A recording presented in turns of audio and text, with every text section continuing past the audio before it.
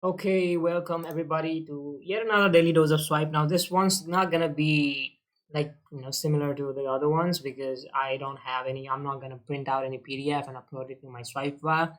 But we're gonna surf through the subject lines. We're gonna see like open emails, break it down, and talk about this stuff. We're not obviously not gonna break down the emails from creators I've already broken down.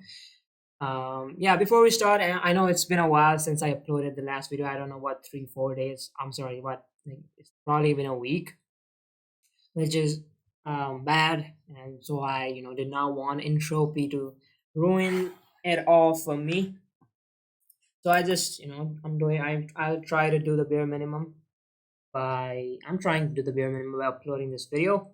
I hope you get some value out of it. If you're watching this, you're probably a copywriter or a marketer or somebody who has something to do with the business field or business niche, and you are here so that you can probably extract the sales principles people apply to their sales assets or industry leaders apply to their sales assets so that you can implement those strategies in your business and make a hell of a lot more money. And that's what we are all here for at the end of the day, right?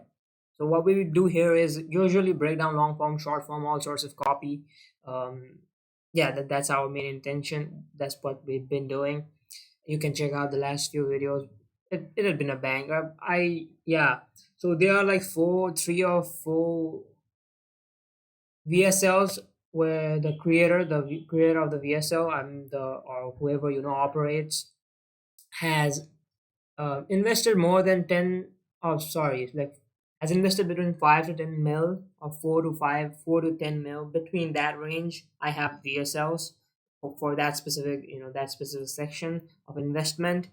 uh, it's probably gonna come out in a I don't know, in a day or two or something like that. I might record the video, I might not, but at least like we have a lot of things to do. But right now I'm kind of busy with my own stuff. I'm onboarding new clients, I'm stacking more skills, and I'm you know systemizing my own funnels and systemizing my own services and bringing in guys who would fulfill on my behalf, stuff like that. So yeah, without any further yapping, I'm just gonna dive straight into the video, and we're just gonna surf through the subject lines.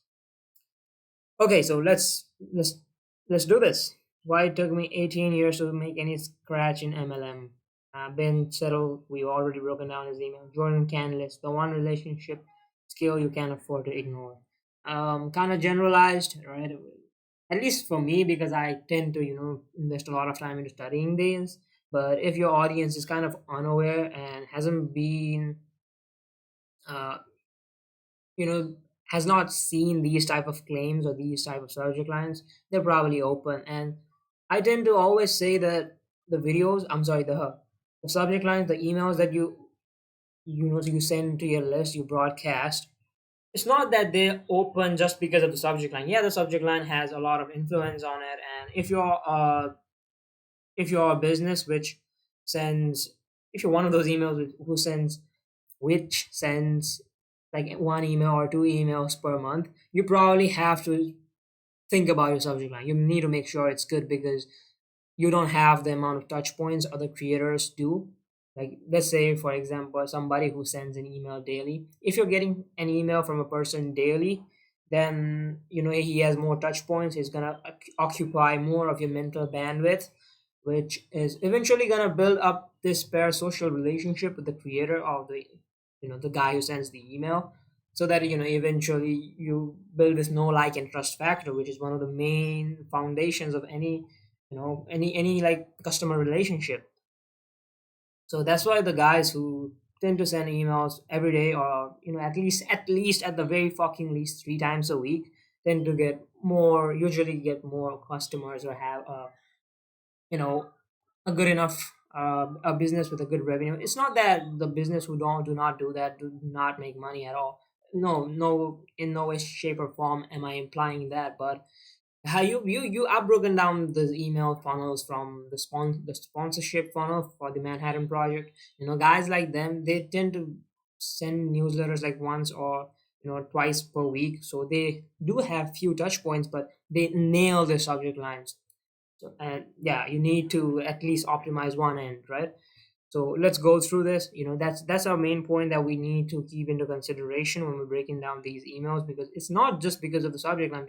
This email, even I'm sorry, this email probably could have higher open rates than I think, because as I said, the whole relationship. If Jordan has a good relationship with their audience, with his target audience, then people are more likely to open the emails and he's more likely to get clicks. But if you have like this, you haven't segmented out your audience, you don't have it tagged out, and everybody's getting a bunch of emails, and let's say if a guy or if a customer opts into one of your lead magnets, and you just like bombard emails, and it's not like your email systems are not in place, so they're gonna like they'll eventually mark you as spam.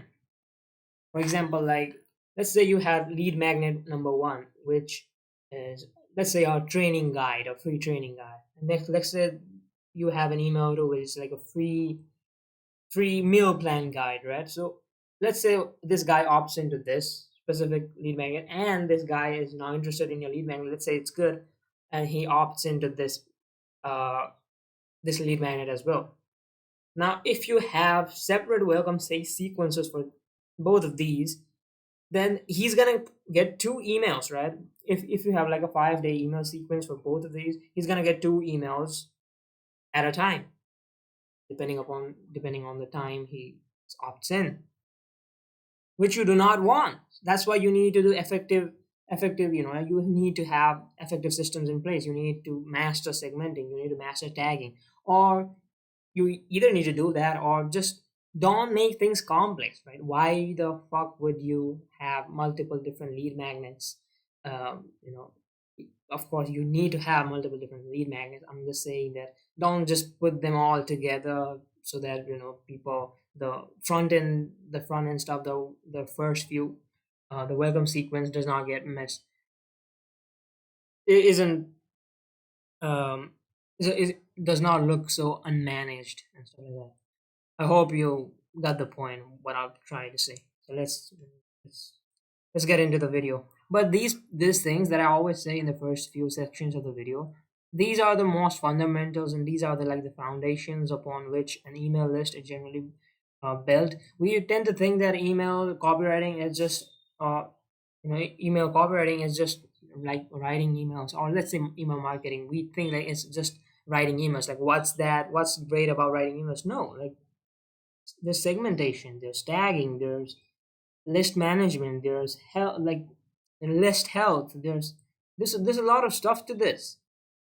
And if you're not optimizing, you're losing money, because email delivers a 42x ROAS, not a ROAS, but a return on investment, ROI at least. ROAS, I don't know, like I'm getting quite used to using that term, despite I don't even run ads. Okay, so let's get into the bread and butter. Learn AI to 10x any other skill. So Danko, we can break down his because it's generally packed with a lot of value, and he just tends to just uh, have like a click or a random click, or he integrates or just promotes like every 1/3 of the video or something like that, which is good. It's like sort of an entertainment based or information based, like a YouTube channel or something, but it's just in written format where you plug in an advertisement, which is your product. The guy is great, man. He knows about this stuff. Charlie Morgan, look, already done.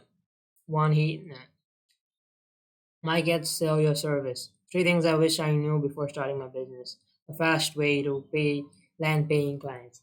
Now you might think like the subject line is they are too generalized, right? So I don't like these might not work, but these are so generalized. These are so, and everybody's using. Why should I do it?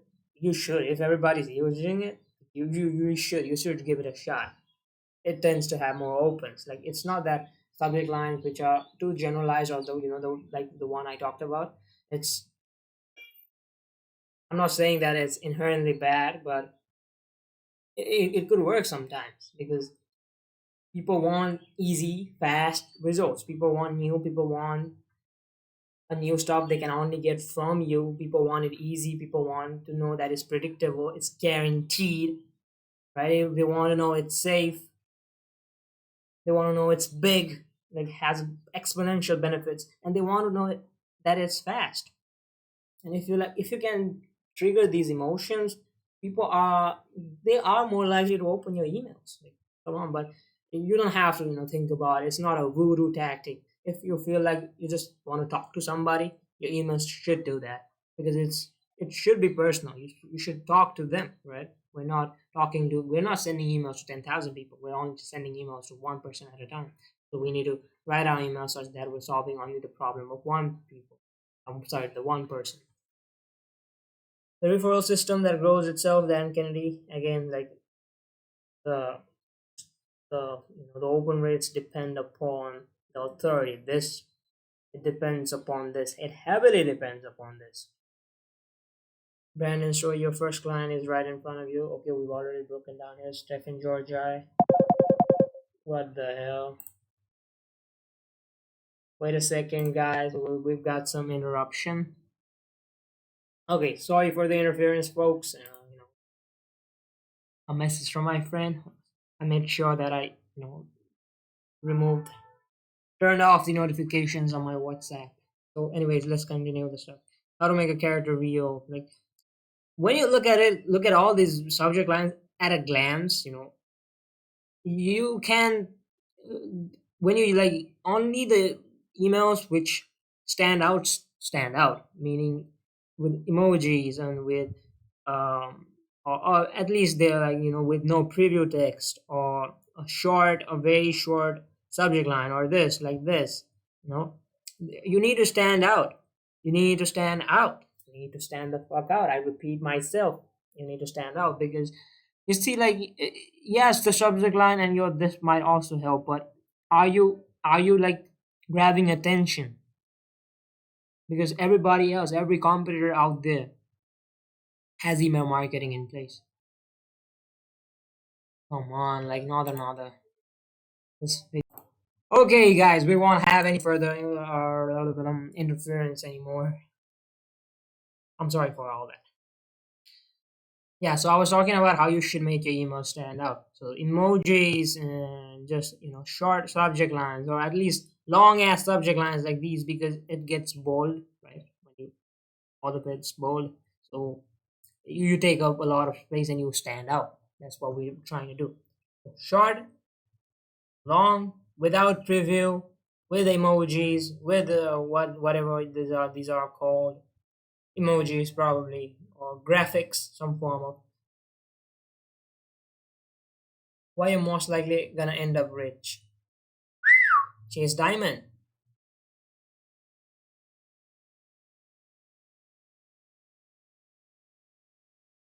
I think this is a good one. Chase Diamond. Why you're most likely gonna end up rich? Like, that's some good subject line. The way you need to open this. Now let's break down like what emotion got triggered here. Now, right now, what's relevant? Chase Diamond is like one of the email marketing gurus, or let's say a guy who actually, or who, or let's say a guy, an authority in the space, an authority in the email copywriting space. And yeah, that influences the subject line, the opens as well. So yeah, and Chase Diamond, a rich guy, yes. And next thing is, why when you have subject line that why you're most likely gonna end up rich. People already believe that, don't they? People believe that they're gonna end up rich somehow. Even if all like the brokest motherfuckers of all of these, like all of the guys who got this email, still believes that he's gonna end up rich somehow. I don't know. He's not putting any effort, but he believes he's gonna end up rich. But it depends, because only quality people enter his email list. Of course, only as business owners. When you just have a B2B persona, only like a B2B owners are gonna be in that email. It's not a general list, right? Or like a when you grab emails for your newsletters for your e-commerce brand, those are just customers. Those are general public. But when a B2B owner or a B2B offer owner or like guys like him who work with just businesses, right? These audience tend to be higher quality, and these audience tend to know that they want more out of life than the other ones, and they know they want to end up rich. That's why they are all in business. That's for a reason, because they want to be rich, right? And a lot of these people have a conviction in them that they're gonna be rich, they're gonna make a lot of money. So it's like a, you're tapping into the core desire with your subject lines. It's a core desire, but and it's so clear, it's so, I can't find the exact word, but yeah. Wait a second, we got some intro. Yeah, I'm getting more descriptive with the subject line, but I hope you got the point, right? Why you're most likely gonna end up rich. First of all, you think that first of all it's curiosity driven heavily, right? How, like, how, why, like how they know that they're gonna end up rich, but give me the reason, right? People want to know. People want to know more about it. Next is gonna be the value based. If you're like, if I'm gonna end up rich, there are some elements to this, right? I have to do this and this, right? Exact actions. And if this guy is saying this specific thing, he probably knows the route to being rich, right? So there's not a so what element. So we have this, like, so what test on email subject lines. Why you most likely end up rich? So what? No, there's something else. There's something. There's not a so what type of statement. You can't use that because it's valuable. It's curiosity driven. Next, okay, so the subject line is a heavy lever. Is a summarizes the big idea as expected from an email marketing guru. Guru not in the terms as a scammer or something, or the bad reputation, but guru as in an expert. Not the expert, but expert. A very respectable guy, Chase Dimond, in my opinion. So, hey there, happy Friday. Greeting. Welcome to edition 60 of Alex in my inbox. Okay, I didn't know. Alex in my. So, you see, like, whenever people open your email, sometimes they haven't opened in a while. It's not that everybody is consistently opening your emails. No, not that does not happen. They might not know about it. They might have forgotten about you. So, you need like a fresh, like something fresh, something that tells what you do, or at least gives them some form of value that starts from scratch, not just it starts randomly out of place. You can do that. That's a strategy we can use in the story lesson CDF format, but you just need to have some form of context is what I'm trying to say. There are a lot of nuances when I start talking about this shit, so I'll try to not yap too much so that my videos do not get longer and I lose my interest on making these videos, because there's a reason I stopped making this, right? I was kind of busy. I was kind of burned out. I had a lot of food on my plate. Alex in my inbox is okay. So you see context. You need to give the context. Alex in my inbox is a weekly copywriting series where I share interesting, act, actionable, and hilarious copywriting tips from Alex.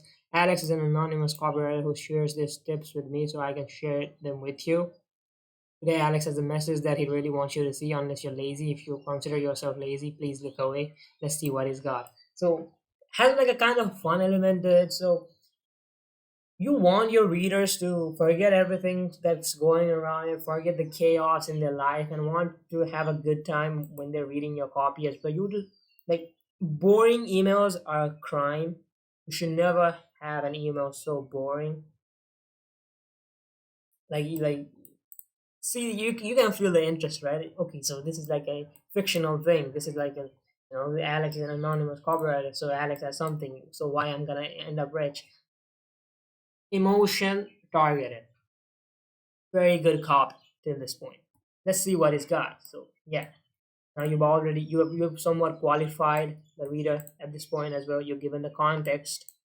Let's see what he's got. But first, okay, open loop. Whenever you see but first, before I do this, and let me show you this. This is like opening loops. Opening loops. When you open loops, people tend to read till the end. Apple error, shutdown alert. April 2025 is closer than you think. If you're still using Everdex for your Shopify store, okay, so this is like an advertisement part pitch, right?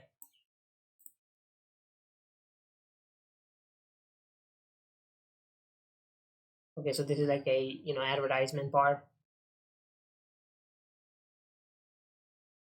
Dear Chase, I really do think that the online business education world has done just as much harm as it's done good. It's obviously changed thousands of people's lives, made regular people an absurd amount of money, and allowed people who would have never normally had an opportunity to make money doing anything to earn an income with their computer. It's made you and I both millionaires, Chase. But however, because there's so much information available online and so many people watching it, we all tend to think it's saturated. We all think that there's not enough to go around. You see how he's using terms that just speaks to the target audience. He has this overwhelming amount of he he's exposed to all this overwhelming amount of information. This is like this is called like knowing your audience, what he feels like. Right? He goes on YouTube, he wants to watch like how to learn X skill, but there are a bunch of videos. This annoying shit. Come on! Why is everybody trying to ruin my video? Come on, this video.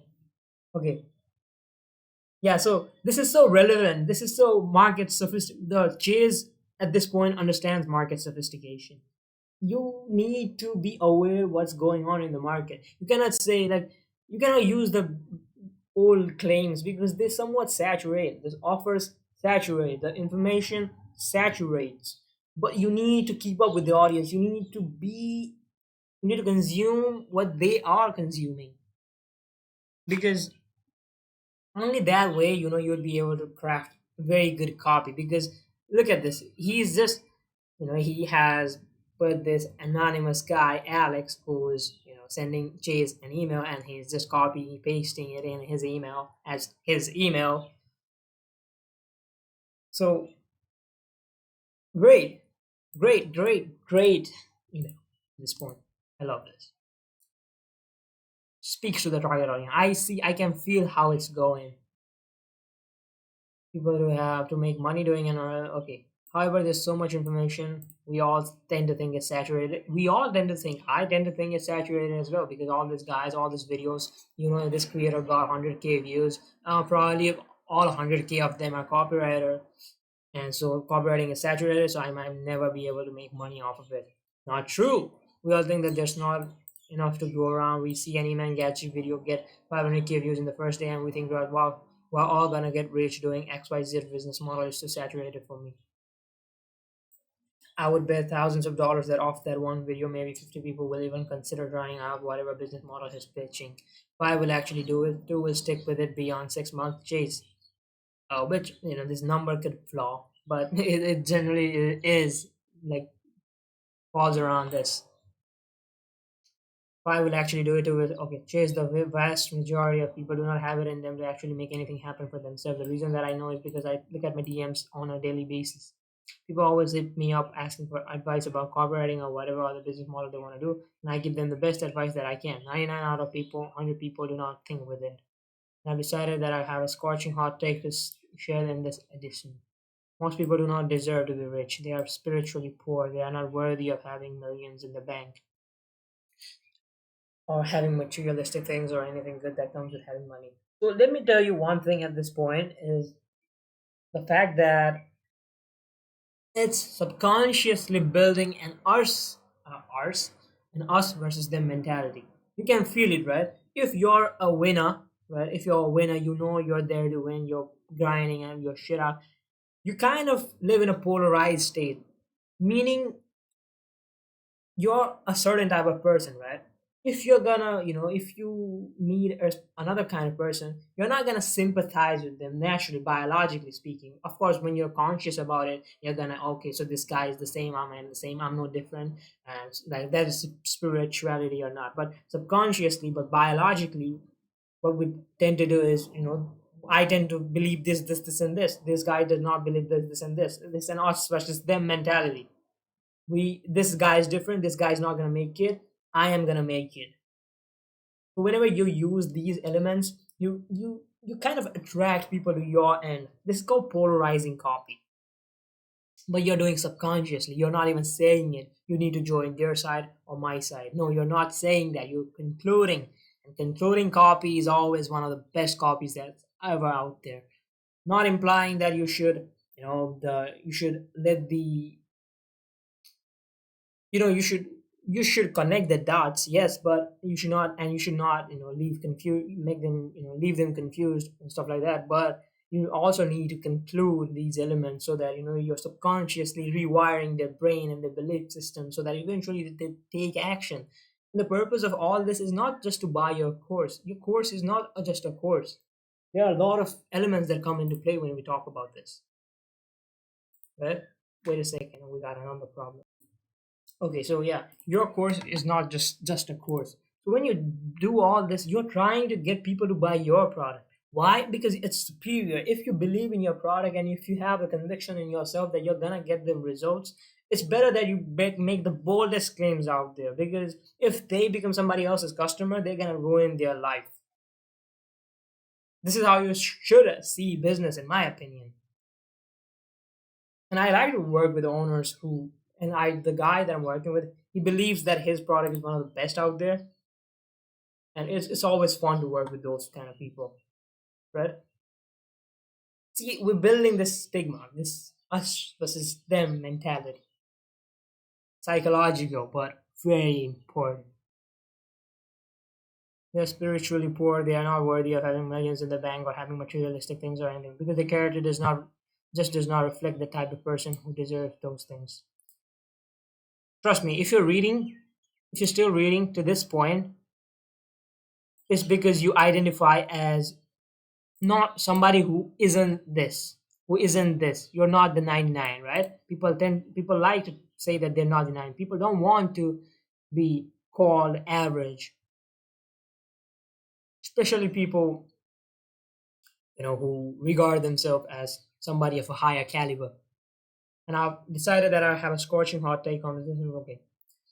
It's the apex resource, and because it's this good, it has to be scarce. There isn't enough to go around to people who do not have the work ethic to actually earn it. But here's the good part, which I'm sure you've been waiting for. Because so many people are willing to do the work to become wealthy, you're only in competition with a few thousand people. Not 8 billion, but maybe 800,000. It still sounds like a lot, but it's not. There are not that many people who are really about it. And you do not have to be that much better than the average person to do well with this. To have a top 2% income in the US, you need to make around 260 to 60K a year. Basically, everyone you and I know can do that in just sleep. And that's better than 98% of people in the richest country in the world. It was so easy, Alex. Why does not everyone do it? Handling objections, right? Because most people are not built for it. They just don't have the moxie. They don't even try. They never put the rubber to the road, so to speak. That's fine. More for you, me, and whoever is reading this email. I'll end with this. When I first started making money with copywriting, I was so blown away at how amazing it was that I could just make money from my computer and a lot of it too. I was making 8K a month almost right away, which was double or triple that I was making at my old job and 50% less time and effort. I wanted to show everyone. I personally mentor some of my friends so that they could do the same thing. I quickly realized as I watched them go through the same process I did a few months back that this isn't for everyone. Not everybody can be successful, and it's not your responsibility to help everyone become successful. As soon as I let that go, I was much happier. There's a certain percentage of people who are going to kill it, and that's who this email is addressing. On your list of 100K plus, there might be 100 people reading this email that are built for it. And to those men and women, I wish them nothing but the best, and I will see them at the top. Yours truly, Alex, was this email to me. You can, I hope you can feel it at this point, right? But let's strip it back to layers. Us versus them mentality. You're polarizing it. You're getting them to your side. You wanna be you feel like you can relate to this, and you're building a positive association with this character Alex, which is eventually an email that comes that Chase sent, which so meaning like you channel that positive emotion, positive association with Alex. I'm sorry, Chase, and now you just increased your no like and trust factor by 1 point. And that one point is very valuable, mind you, because you've just you've just overcome entropy. Entropy is such that you fade away into the abyss for your prospects. You do not exist. You made sure that you exist. You built that one touch point, which is important as fuck. Yeah, it's not the absolute, the epiphany, the domino effect, the big huge domino that you just put. No, it's not that. It's simple task that stacks over time and compounds. Brands, put your sales tax on autopilot in 3 minutes. My team and I love using Railion for the following cases: AI-powered campaign planning, automated segmentation, automations that actually drive revenue, Railion, blah blah blah. So no, nothing else, right? You got a story, you got some products. You just linked it beside the story. If you people want to figure it out, they'll figure it out. They want to, if they want to try it out, they can just click on it and see. And you're not even getting them to click it. You're not putting that amount of effort. If they want to click it, they can just go ahead and do it, which I think still drives a lot of error. Sorry, so this is kind of bad. Okay, we have a, and whenever, like, once you get people to click, once you get people to once you get people on the other landing page, uh, the email has already done its job, so to speak, meaning there's not much you can do now. All of the heavy lifting should be done by the sales page itself. It's not about just the email. You can sell everything on a single email, although you can with a promotion email, but it's better that sales page does all of the heavy lifting, and you just have, like, the email serves as the slippery slope, just a ladder, or a stair to another another world. That's your sales funnel, in other words. So this link does not seem to work. Sales tax on autopilot. Was this the one that did not work? Okay, so this did not work. There was another. Okay, okay, so this does not work either. I don't know why. Only this one. Okay, so I hope you got some value out of it. There's no structure to this email. Right? You're just talking to your audience. Why would you need a lot of tool, or a lot of you? Why would you try to show your? Why would you try to do something otherwise? Is what I'm trying to say. Just talk to them. Just tell them that you understand them, and just link your product, whatever people might find useful. You're just giving them a good time and linking your product and hoping this eventual sales. You're not gonna get all of the sales. This email is probably not drive sales because it wasn't optimized for it. Brand building is a long term game, and if it was direct response, of course, we have broken down a lot of direct response strategies as well. But this is like brand building. This is a conversion mechanism, or long term conversion mechanism, not just short, just direct response. No, no, nothing like that.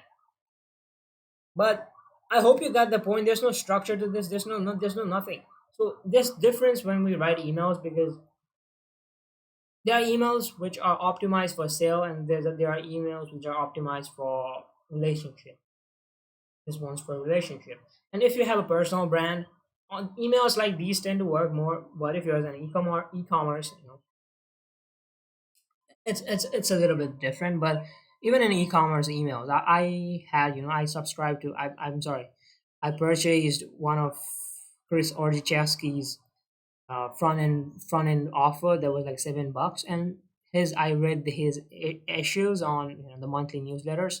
There's Make It Rain, and all the subject lines, all the email campaigns, the welcome sequence in those those campaigns for those e-commerce brands. I'm talking about e-commerce. It was different. It was good. It had that human touch to it. You could feel it, but you can't feel it with every e-commerce brand out there, right? You got this discount buy now, discount buy now. Very bad. It might work, yes, but it's not fun to read. And if it's not fun to do, like, what, you can't sustain it long term. Yeah, enough.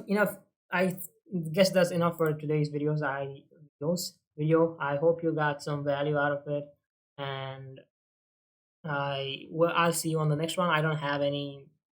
I don't think I'm gonna save it. Should I? I guess should I? I should save this one. It's better if I do. Anyways, I'm gonna do that off screen. I hope you got some value out of it. I'll see you on the next one, probably, hopefully, next video I record soon. One of the VSLs, the $1 million VSLs. Yeah, I'll see you on the next one. Goodbye.